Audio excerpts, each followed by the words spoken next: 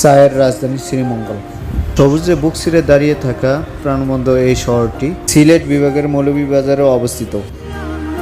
শ্রীমঙ্গলের মোট আয়তনের প্রায় 43% জুড়েই রয়েছে মিশ্রিত এই চা বাগান। দেশের মোট 163টি চা বাগানের মধ্যে এখানে একাই রয়েছে 40টি। আর এজন্যই এই শহরকে বলা হয় দি ক্যাপিটাল অব বাংলাদেশ।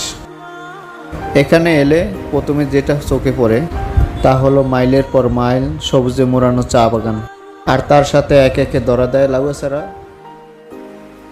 লাউয়াছড়া জাতীয় উদ্যান সহ প্রাকৃতিক সৌন্দর্য সহ মাধবপুর লেক।